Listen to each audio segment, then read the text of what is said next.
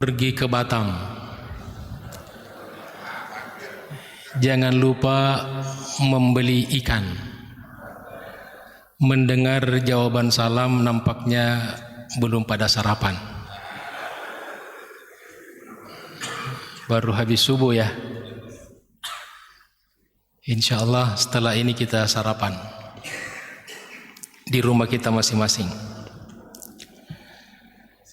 Sekali lagi ya, karena salam itu doa dan kita dianjurkan senantiasa menebarkan salam. Yang semangat menjawab salam kita doakan cepat ke tanah suci dan cepat lunas semua hutang-hutangnya. Assalamualaikum warahmatullahi wabarakatuh. InsyaAllah jemaah Masjid Al-Ihsan semua berangkat ke tanah suci dan cepat lunas hutang-hutangnya. Banyak juga ya. Alhamdulillahirabbil alamin. Wa bihi nasta'inu ala umuri dunya waddin. Wassalatu wassalamu ala asyrafil anbiya'i wal mursalin. Wa ala alihi wa sahabatihi wa tabi'in wa man tabi'ahum bi ihsanin ila yaumiddin. Subhanaka la ilma lana illa ma 'allamtana innaka antal alimul hakim. Allahumma 'allimna ma yanfa'una wa anfa'na bima 'allamtana. Rabbana zidna ilman warzuqna fahma. Rabbi shrah li sadri wa yassir li amri wahlul 'uqdatam min lisani yafqahu qawli, amma ba'd. Ma'asyiral muslimin wal muslimat rahimakumullah. Bapak Ibu sekalian yang saya hormati, bil khusus para asatidz, para orang tua, tokoh masyarakat, segenap pengurus DKI Masjid Al-Ihsan, serta saudara-saudaraku jamaah salat subuh dan majelis ta'lim yang insya Allah semua kita senantiasa dimuliakan dan dirahmati Allah Subhanahu wa ta'ala. Apa kabar semuanya Bapak Ibu? Sehat ya? Alhamdulillah, puji syukur kita panjatkan kepada Allah Subhanahu wa ta'ala. Setelah kita sholat subuh berjamaah, mudah-mudahan Allah terima sholat kita dan ibadah-ibadah kita yang lainnya. Maka kita tidak membiarkan speedometer pahala kita berhenti berputar. Maka kita tetap bertahan di masjid meskipun godaan di luar biasa banyaknya. Maka mari kita luruskan niat kita. Pertama kita niatkan untuk i'tikaf di masjid. Maka insya Allah duduk kita di masjid mendapatkan pahala dari Allah Subhanahu wa ta'ala. Yang kedua, kita niatkan untuk bersilaturahim dengan saudara-saudara kita. Mudah-mudahan silaturahim kita senantiasa melapangkan rezeki kita dan memanjangkan umur kita. Man ahabba ayyubsatalahu fi rizqihi. Barang siapa yang mau dilapangkan rezekinya,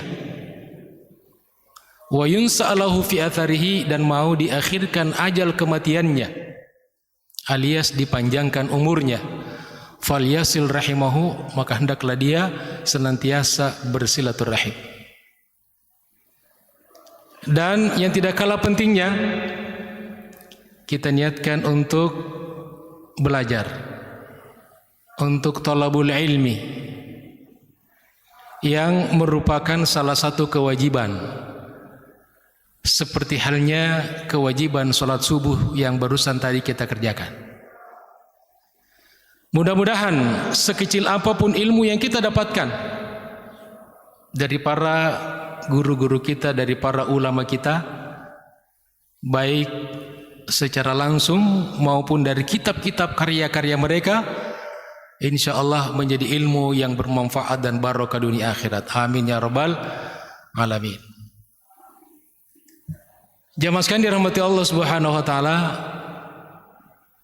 saya berbahagia bisa hadir di masjid ini bersilaturahim dengan Bapak Ibu sekalian. Mudah-mudahan pertemuan ini bukan yang pertama dan terakhir, dan mudah-mudahan pertemuan kita ini adalah pertemuan yang diberkahi Allah Subhanahu wa taala. Tema yang insya Allah akan Al-Fakir sampaikan di kesempatan ini mudah-mudahan bermanfaat, yaitu dahsyatnya sedekah. Sedekah sebagaimana yang kita ketahui adalah amal yang luar biasa dahsyatnya, baik dalam dimensi duniawi ataupun ukhrawi. Dan inilah yang kita inginkan, kita mendapatkan keselamatan, mendapatkan kebahagiaan di dunia dan di akhirat. Sebagaimana doa yang selalu kita panjatkan, kita mohonkan kepada Allah agar diberikan hasanah di dunia dan hasanah di akhirat, yaitu sedekah. Suara apa itu? Masjid sebelah. Oh, anak-anak, masya Allah. Jamaah sekalian dirahmati Allah Subhanahu wa taala. Maka saya awali materi ini dengan sebuah pantun. Jauh pulau dari Malaka. Cakep nyamanan. Jauh pulau dari Malaka, pergi haji ke kota Makkah. Dengan bismillah materi kita buka, semoga semuanya mendapatkan berkah.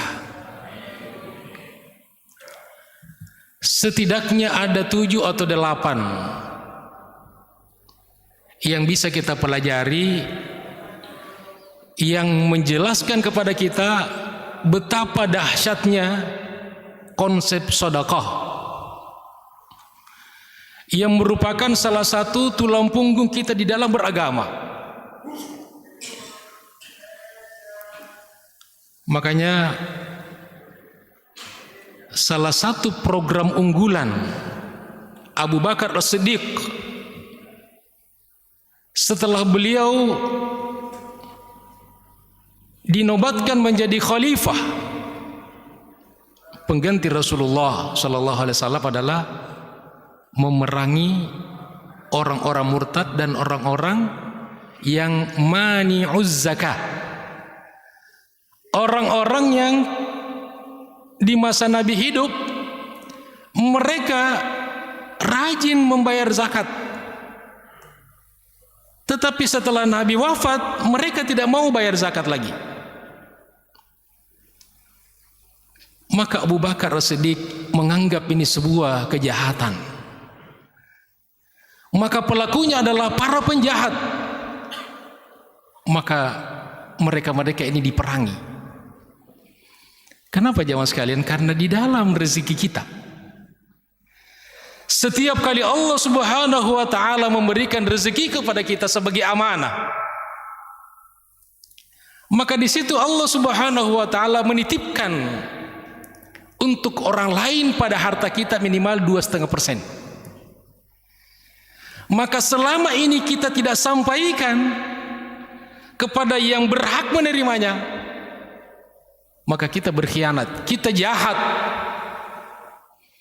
Karena kita telah membelokkan rezeki manusia. Jadi kan rezeki itu Allah sudah atur ya, kita semua sudah punya rezekinya. Tetapi ada manusia-manusia yang mensabotase distribusi rezeki manusia. Bisa dari pencurian, korupsi. Kita di Indonesia ini katanya bisa 1 bulan itu setiap orang masuk di rekening kita 20 juta sebulan. Semua gratis, pendidikan gratis, kesehatan gratis. Tiap bulan kita buka rekening kita ada 20 juta. Tapi kenapa itu tidak terjadi? Karena ada manusia-manusia serakah. Ada penjahat-penjahat yang mensabotase rezeki manusia. Maka ada yang ditemukan di rumahnya 74 kg emas, Masya Allah, lebih berat daripada emas Monas. Monas itu cuma 72 kilo. Piala dunia yang diperebutkan tiap 4 tahun itu cuma beratnya 6 kilo. Itu baru 1 orang itu. Makanya mungkin kapan ya, begitu kita buka rekening kita ada 20 juta masuk itu, kalau ini dibereskan. Nah, jamaah sekalian dirahmati Allah Subhanahu wa taala, salah satu di antara yang mensabotase rezeki manusia adalah orang-orang yang tidak mau berzakat, berinfak dan bersedekah. Dan di dalam Islam kalau dikatakan sedekah itu mencakup zakat, infak, sedekah, wakaf dan sebagainya. Maka di sini agar kita mendapatkan ilmunya dan kita lebih menguatkan lagi ilmu yang kita dapatkan dari guru-guru kita tentang sedekah, maka setidaknya ada 8 kedahsyatan sedekah. Yang pertama, bahwa apapun yang kita keluarkan berupa harta kita yang kita niatkan sebagai sedekah mengharapkan ridha Allah Subhanahu wa taala, maka Allah akan ganti dengan ganti 700 kali lipat. Berapa? 700 kali lipat. Dalilnya mana? Firman Allah Subhanahu wa taala di surat Al-Baqarah ayat 261. Ayatnya kita sudah hafal semuanya. A'udzu billahi minasyaitonir rajim. Mathalul ladzina yunfiquna amwalahum fi sabilillah. Perumpamaan orang-orang yang senantiasa menginfakkan hartanya di jalan Allah. Coba kita perhatikan di situ pakai kata yunfiquna fi'il mudhari', present continuous dan kata kerja yang menunjukkan sedang berlangsung dan senantiasa berlangsung. Tidak ada istilah selesainya. Di jalan Allah, mengharapkan ridha Allah, bukan karena pengen pamer, bukan karena pengen riya. Kamathali habbatin, seperti sebuah sebiji butir. Ambatat sab'a sanabil, dari satu biji itu tumbuh 7 tangkai, 7 batang. Mathalul ladzina yunfikuna amwalahum fi sabilillahi kamathali habbatin ambatat sab'a sanabil fi kulli sumbulatin mi'atu habbah. Dan masing-masing dari 100 itu tumbuh, dari masing-masing tangkai itu tumbuh 100 biji. Nah, kata ulama, agar menghilangkan keraguan-raguan kita, apakah biji habbah yang pertama, yang satu, dengan habbah yang keluar 100 dari masing-masing 7 itu ditakutkan berbeda, maka di narasinya sama. kamathali habbatin ambatat sab'a sanabil fi kulli sumbulatin mi'atu habbah. Jadi 100 menjadi 700. Masya Allah. Ada nggak kira-kira perdagangan bisnis yang bisa memberikan keuntungan sampai 700 kali lipat? Makanya ada sebuah kisah ketika zaman paceklik di Madinah, harga-harga mahal, bahkan para pedagang, para tajir pada rontok semuanya. Tidak ada yang bisa mendatangkan barang-barang dari luar, karena memang kita tahu dulu dari dulu Arab itu bukan produsen, bukan negara produsen. Saya dulu di Madinah itu 5 tahun, itu hampir semua barang-barang yang dipakai orang Arab itu semuanya dari luar. Dari ujung kaki sampai ujung kepala itu nggak ada buatan Arab Saudi dulu. Dari dulu seperti itu. Ketika tidak ada orang yang bisa membeli barang-barang dari luar dibawa masuk ke Madinah, dan ketika itu satu-satunya yang bisa melakukan adalah Utsman bin Affan. Lalu Utsman bin Affan mendatangkan kafilah-kafilah, harta-harta. Lalu begitu sampai di Madinah, ini para pedagang pengecer, tentu di bawah kelasnya Utsman, datang kepada Utsman. Udah Utsman, tidak usah repot-repot jual lagi, nanti serahkan kepada kami, nanti kami yang jual, distributor. Nanti kami kasih keuntungan 2 kali lipat, 3 kali lipat, 5 kali lipat. Kata Utsman, sudah ada yang berjanji memberikan yang lebih daripada itu. Udah, kalau tidak mau 5 kali lipat, kita berikan keuntungan 10 kali lipat. Kata Utsman, sudah ada yang berjanji memberikan lebih daripada itu. Dan akhirnya tawaran mereka ditolak semuanya oleh Utsman bin Affan. Lalu dibacakan firman Allah Subhanahu wa taala surah Al-Baqarah 261. Maka jemaah sekalian dirahmati Allah Subhanahu wa taala. Itu yang pertama. Maka kalau kita sering di dalam persoalan harta selalu pakai hitung-hitungan, maka ini hitung-hitungan Allah. Kalau dalam harta kita selalu pakai logika matematika kita, maka ini matematika logikanya Allah. Mentok semua. Cara berpikir kita, matematika kita rontok di hadapan matematikanya Allah. Jamaah sekalian dirahmati Allah Subhanahu wa taala. Yang kedua, bahwa bersedekah,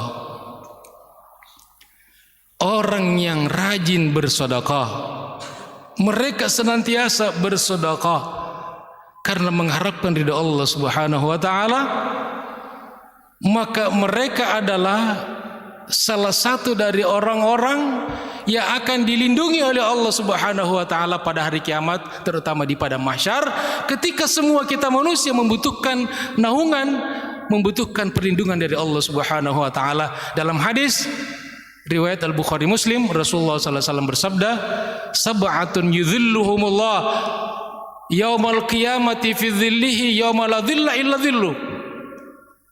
Pada hari kiamat Allah Subhanahu wa taala akan memberikan perlindungan, akan memberikan naungan. Pada hari ketika tidak ada naungan, tidak ada perlindungan kecuali perlindungan Allah. Salah satu di antaranya adalah warajulun tasaddaqa bisadaqatin. Orang yang bersedekah dengan satu bentuk sedekah, lalu fa akhfaha, dia sembunyikan. Kata ulama, makna disembunyikan adalah dijaga keikhlasannya. Jadi bukan untuk dalam rangka pamer, bukan di upload di status dan sebagainya. Nah, digambarkan betapa bagaimana dia menjaga kerahasiaan keikhlasan sedekahnya. hatta la ta'lama shimaluhu ma tunfiqu yaminuhu, sampai tangan kirinya sendiri tidak mengetahui apa yang dikeluarkan oleh tangan kanannya. Orang-orang terdekatnya saja tidak ada yang tahu. Ini biasanya orang-orang tua kita dahulu, Bapak Ibu sekalian, mohon maaf, ada yang berwakaf, bersedekah sampai istrinya pun nggak tahu, anak-anaknya tidak tahu. Ketahuan setelah beliau wafat, orang cerita ini masjid tanahnya adalah wakaf dari almarhum. Begitulah orang-orang tua kita dulu mengajarkan pada kita. Jamaah sekalian dirahmati Allah Subhanahu wa taala. Kemudian yang ketiga, bahwa sedekah adalah amal yang paling diinginkan oleh orang-orang yang sudah meninggal dunia. Andaikan orang-orang yang sudah meninggal dunia bisa diberikan kesempatan sekali lagi kembali ke dunia untuk hidup, dan ditanya apa yang akan kamu lakukan ketika hidup lagi, maka dia mengatakan bersedekah. Dalilnya mana? Surah Al-Munafiqun ayat 10. Fayaqula rabbi laula akhartani ila ajalin qarib. Dia berkata, andaikan aku bisa diakhirkan ajal kematianku, ataukah seandainya akan dikembalikan lagi hidup di dunia, untuk apa? Fa'asaddaq. Kata ulama tafsir artinya fa'atasaddaq. Aku ingin bersedekah. Dan apalagi wa akum minas salihin, dan ingin menjadi bagian dari orang-orang soleh,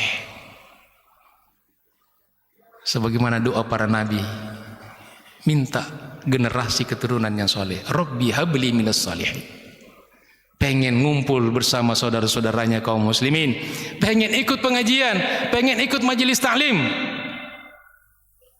tapi tidak mungkin lagi kan? Itu kan seandainya. Maka dahsyat sedekah ini. Kenapa jamaah sekalian? Kenapa orang banyak menyesal setelah kematiannya? Kata ulama, karena bersedekah ini adalah amalan yang sewaktu-waktu, kapan dan dimanapun kita bisa melakukan. Kita datang ke masjid, masukkan di tromol sedekah infak, mungkin 5.000, 10.000. Tapi kenapa kita tidak lakukan? Bukan karena kita tidak punya uang, tapi karena kita lalai. Momentum seperti itu nanti kalau kita sudah wafat, kita pasti menyesal. Kenapa saya dulu tidak gemar bersedekah? Kenapa saya dulu tidak berwakaf dan sebagainya? Jamaah sekalian dirahmati Allah Subhanahu wa taala. Kemudian yang keberapa? Yang keempat, bahwa bersedekah dengan segala bentuknya nanti pahalanya senantiasa akan mengalir ke alam kubur kita kepada pelakunya, meskipun pelakunya sudah meninggal dunia, sudah berkalan tanah, sudah dikuburkan. Dalilnya mana? Hadis Rasulullah sallallahu alaihi wasallam riwayat Imam Muslim. Idza mata ibnu Adam inqata 'amaluhu. Apabila anak cucu Nabi Adam, maksudnya manusia, maksudnya kita ini, kita diingatkan bahwa kita itu anak cucu Nabi Adam, bukan keturunan kera, bukan keturunan monyet. Ya, selalu dipanggil Bani Adam. Idza mata ibnu Adam, sehingga diperlakukan juga seperti manusia, bukan seperti hewan. Inqata amaluhu, maka amalnya terputus. Dari kata qata'ah, memotong, putus, nggak bisa lagi sholat, Tidak ada orang yang sudah meninggal dunia datang sholat subuh. Gak bisa lagi sholat subuh di masjid. Tidak bisa lagi berangkat haji dan umroh. Tapi ada yang akan senantiasa pahalanya mengalir. Apa itu? Sadaqatin jariyatin. Sedekah yang jariyah, yang pahalanya senantiasa mengalir. Kenapa pahalanya senantiasa mengalir? Karena sedekahnya,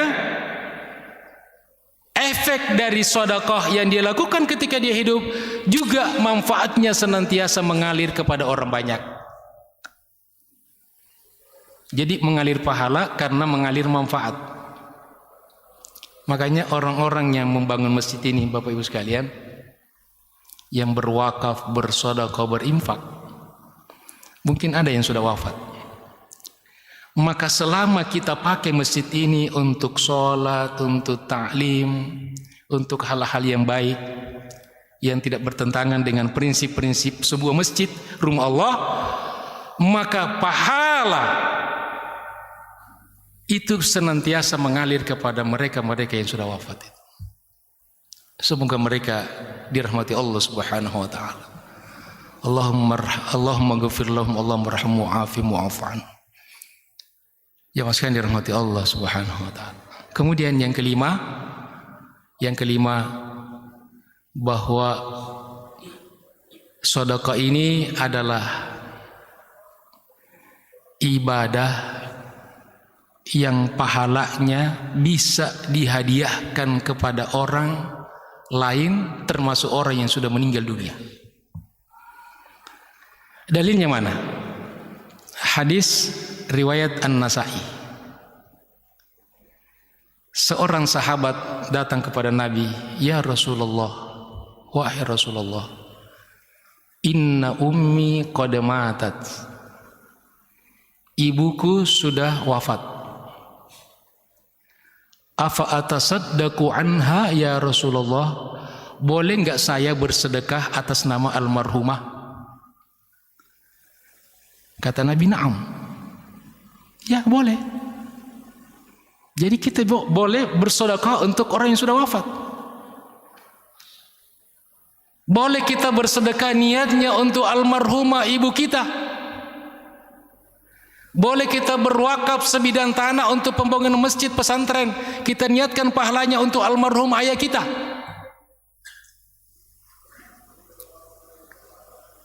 Lalu kata orang itu,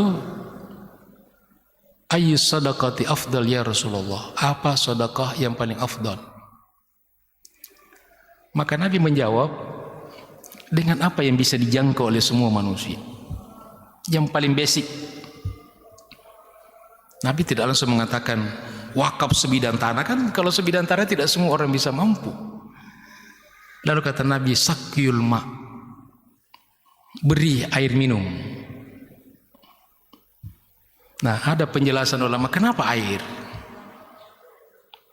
Loh, kok air minum gitu? Pertama,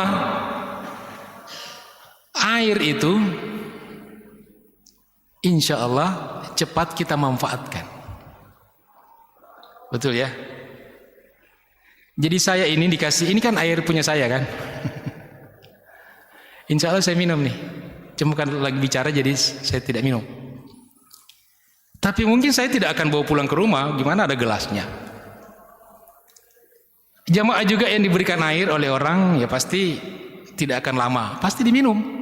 Atau diberikan pada orang, orang itu minum juga. Beda misalnya kalau dikasih baju, dikasih perhiasan gitu kan, souvenir. Ya mungkin tidak langsung kita pakai, mungkin menunggu momentum-momentum. Yang kadang-kadang momentumnya yang kita tunggu-tunggu belum datang, kita sudah meninggal duluan. Lalu tidak jadi kita pakai. Betapa banyak orang mengoleksi pakaian-pakaian mewah di rumahnya, tidak sempat dia pakai, dia wafat. Itu yang pertama.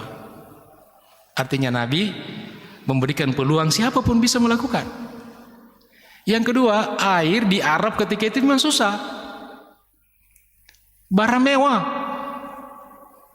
Dan yang ketiga kata ulama, Kalau saja air baik, apalagi yang lebih daripada air. Maka beasiswa kepada anak-anak cerdas yang orang tuanya tidak mampu, baik sekali. Niatkan pahalanya untuk orang-orang tua kita yang sudah wafat. Dan demikianlah untuk seluruh sedekah dan bentuk-bentuknya. Jemaah sekalian dirahmati Allah Subhanahu wa taala. Kemudian yang ketujuh ya. 6. Yang keenam, bahwa orang yang bersedekah senantiasa didoakan oleh para malaikat. Dan kita sudah tahu kan, kalau malaikat yang berdoa pasti Allah kabulkan. Kalau kita berdoa bisa dikabulkan, bisa tidak. Tapi kalau Nabi berdoa, malaikat berdoa, pasti dijawab oleh Allah. Dalilnya mana? Hadis muttafaqun alaih Bukhari Muslim. Kata Nabi SAW, ma min yaumin, tidak ada satu hari, yusbihul ibadu fi, di mana hamba itu hadir pada hari itu, masih hidup sampai pada hari itu, illa wa malakani yanzilani, ada dua malaikat turun, fayaqulul akhar, fayaqulu ahaduhuma, lalu malaikat yang pertama berdoa kepada Allah, Allahumma a'ti munfiqan khalafan. Malaikat yang pertama berdoa kepada Allah, ya Allah, berikan ganti kepada orang yang berinfak, bersedekah, berzakat. Didoakan oleh malaikat. Makanya kalau kita ikhlas, apapun yang kita keluarkan Allah ganti. Kalau bukan dengan cash and carry, mungkin dikonversikan dengan yang lain. Wa yaqulul akhar, dan berkata malaikat yang kedua, Allahumma a'ti mumsikan talafan, ya Allah, berikan kebinasaan untuk orang yang pelit, yang kikir. Makanya Bapak Ibu sekalian, ini bukan sekedar teori, omong kosong, tapi terjadi dalam kehidupan kita. Tidak ada ceritanya orang yang selama hidupnya gemar bersedekah, gemar berbagi kepada orang lain dengan mengharap ridho Allah Subhanahu wa taala, lalu dia jatuh miskin. Tidak pernah kita dengar itu orang, kasihannya dia bangkrut. Kenapa? Dulu rajin bersedekah. Enggak ada ceritanya, Pak. Yang ada itu orang bangkrut. Kenapa? Dulunya pelit. Dulu dia sombong. Ketika punya harta, punya pangkat dan jabatan, sombong, merendahkan manusia. Kikir, pelit, sekarang binasa. Ini karena doa malaikat. Kira-kira Bapak Ibu sekalian, kita mau doa malaikat yang mana nih? Yang pertama atau yang kedua?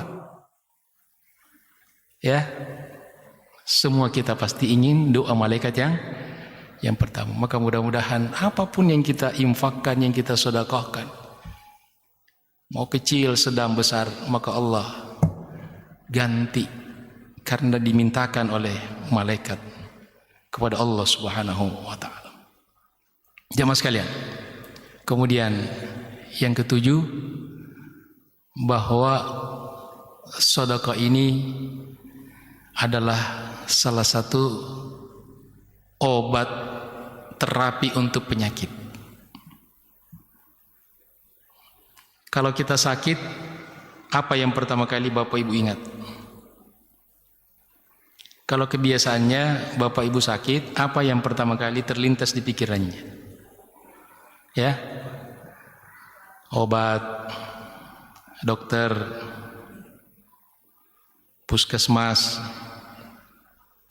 Puskesmas itu kan pusing-pusing, keseleo, masuk angin. Biasanya kalau puskesmas dibawa ke puskesmas, pusing-pusing, keseleo, masuk angin, makanya dibawa ke puskesmas. Tapi kalau ibu-ibu katanya, kalau dia sakit jangan dibawa ke puskesmas, bawa ke toko emas. Ya, langsung seger gitu kan. Alhamdulillah. Ya, jamaah sekalian dirahmati Allah Subhanahu wa taala. Dalam dalilnya mana? Dalam Al-Jami' As-Sahih, sebuah riwayat dari Rasulullah sallallahu alaihi wasallam, beliau bersabda, "Dawu mardakum bis shadaqah." Obati orang-orang sakit di antara kalian dengan bersedekah. Ya. Jadi ini perlu kita sesuaikan paradigma berpikir kita. Kalau kita sakit, yang selalu diingat obat, rumah sakit, dokter spesialis.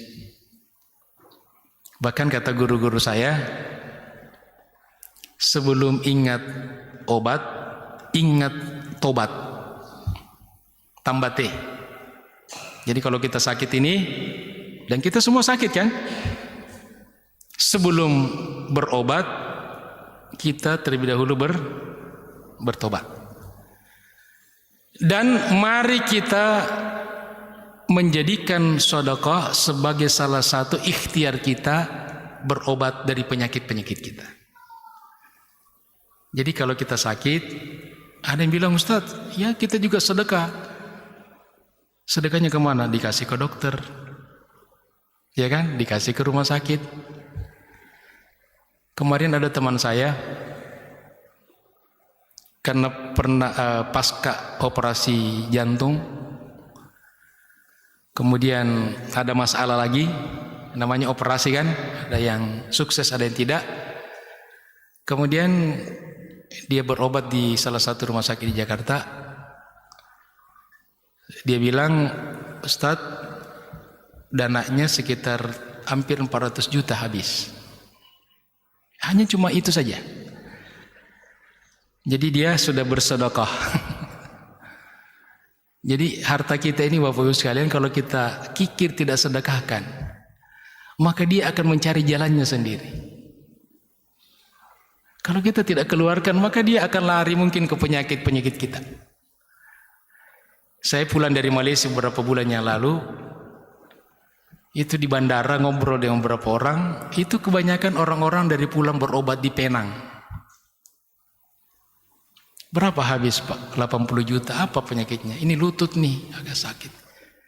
Dengkul, ya apa namanya itu? Kalau mobil kan servis kaki.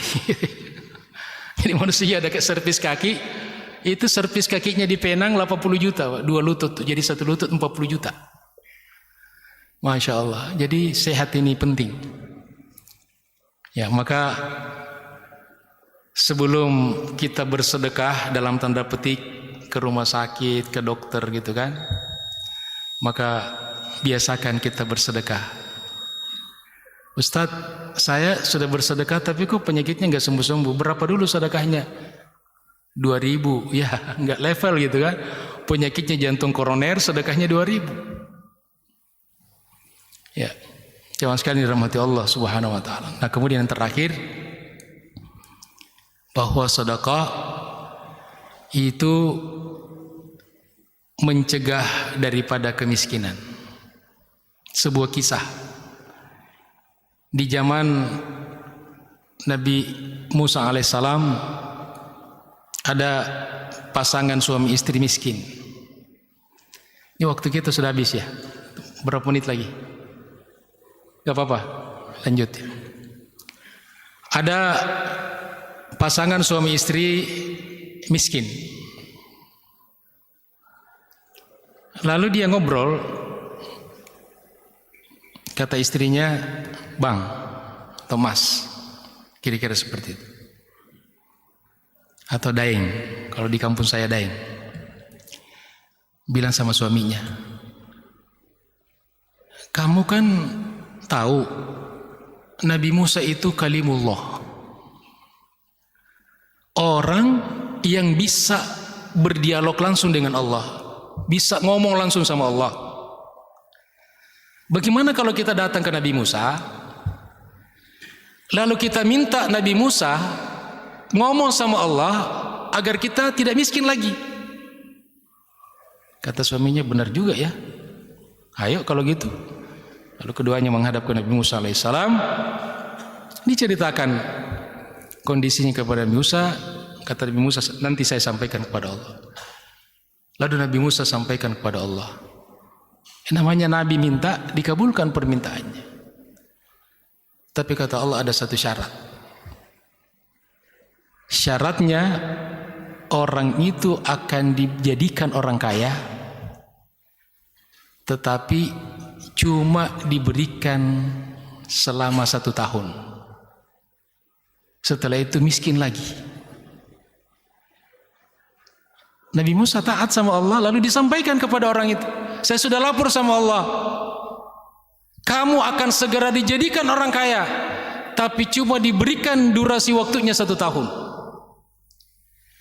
Dan ketika pasangan suami istri itu tahu kalau dia akan menjadi orang kaya dan waktunya hanya 1 tahun, betapa gembiranya dia, bahagianya dia. Dia tidak terfokus kepada durasi waktu 1 tahun itu.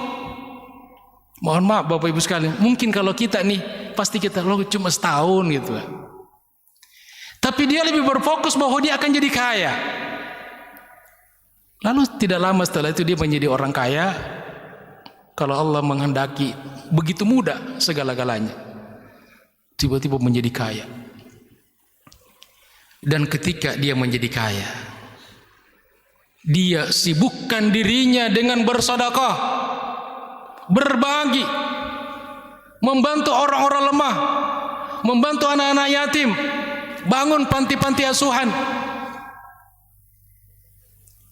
dan seterusnya. Saking kedua asyiknya mereka bersedekah dengan harta yang berlimpah yang diberikan oleh Allah, sampai mereka tidak merasa waktunya sudah habis setahun itu. Tetapi setelah waktu berlalu 1 tahun, kau tidak jatuh miskin. Dia tetap kaya. Tapi dia tidak peduli. Yang penting saya pengen jadi kaya, pengen bersedekah, pengen beramal, pengen memanfaatkan kekayaan saya untuk orang lain. Lalu yang bingung malah Nabi Musa. Loh, kan katanya janjinya cuma 1 tahun. Lalu Nabi Musa lapor kepada Allah. Kenapa ini ya Allah? Lalu kata Allah, orang itu aku berikan 1 pintu rezeki. Lalu setelah itu dia membukakan begitu banyak pintu rezeki untuk orang lain. Maka aku tidak jadikan dia sebagai miskin. Aku biarkan dia menjadi kaya selamanya. Maka dari cerita ini, kisah ini, kata ulama, di antara hikmah yang kita bisa ambil, pertama, kita jangan terfokus pada umur kita di dunia ini. Yang penting bagaimana kita memanfaatkan sisa umur kita. Karena durasi umur kan sudah diberikan kisi-kisinya sama Allah kan, antara 60 sampai 70 tahun. Rata-rata gitu, ada 80, 90, 100 ada, tapi makin hari makin sedikit. Sekarang berita orang meninggal dunia 30, 40, 50. Tiba-tiba meninggal ini, meninggal itu. Dulu orang sakit stroke itu yang usia 60 tahun. Sekarang usia 30 tahun Pak ada yang stroke. Bahkan ada kemarin anak 20 tahun stroke. Yang diabetes sekarang, dulu itu orang-orang tua, sekarang ada anak SD diabetes. Masya Allah. Jangan sekalian dirahmati Allah Subhanahu Wa Taala. Dan bagaimana kita memaksimalkan waktu, kesempatan. Allah berikan kesempatan baik kepada kita, sehat, umur, ilmu, pangkat dan jabatan, harta kekayaan. Maka jangan kita pikirkan berapa lama saya memiliki nikmat ini, tapi mari kita manfaatkan nikmat ini selama itu masih ada pada diri kita dan kita bisa melakukannya. Semoga Allah Subhanahu Wa Taala menuntun kita untuk senantiasa menjadi orang-orang yang gemar bersedekah dalam makna yang sesungguhnya, karena sedekah itu dari kata as-sidq, benar, jujur, salah satu pembuktian keimanan kita. Orang bisa ngaku saya beriman, saya soleh. Kata ulama, salah satu pembuktian paling akurat tentang keimanan seseorang adalah ketika dia gemar bersedekah. Karena selain dia ada persoalan iman. Juga ada persoalan harta, yang kalau berkaitan harta kan tidak semua hati orang mudah, gitu kan. Kalau sholat semua orang bisa, gitu kan, tanpa modal. Tapi ketika bercerita tentang harta, di situ mulai orang menggunakan matematikanya. Tapi di awal tadi Allah sudah patahkan matematika logika kita dengan logika dan matematika Allah Subhanahu wa taala. Mudah-mudahan kita diberikan kemudahan oleh Allah untuk senantiasa bersedekah, senantiasa beribadah. Allahumma a'inna ala dzikrika wa syukrika wa husni ibadatik. Ya Allah, tolong kami, bantu kami untuk senantiasa mengingat-Mu, mensyukuri nikmat-Mu, dan senantiasa beribadah kepadamu dengan ibadah yang terbaik. Amin ya rabbal alamin. Demikianlah jemaah sekalian pelajaran yang bisa kita bahas pada kesempatan ini, mudah-mudahan bermanfaat. Tadi dibuka dengan pantun, maka juga baik menurut saya ditutup dengan pantun. Di kota Berlin banyak melati putih untuk seremoni. Bapak Ibu yang saya hormati, terima kasih sudah menghadiri taklim ini. Billahi taufiq wal hidayah, Allahul muwaffiq ila aqwamit thoriq. Assalamualaikum warahmatullahi wabarakatuh.